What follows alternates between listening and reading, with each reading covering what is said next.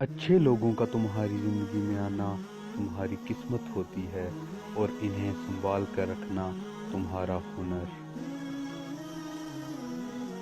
لوگوں سے یاد نہ کرنے کا شکوہ مت کر، کیونکہ جو انسان اپنے رب کو بھول سکتا ہے وہ سب کو بھول سکتا ہے۔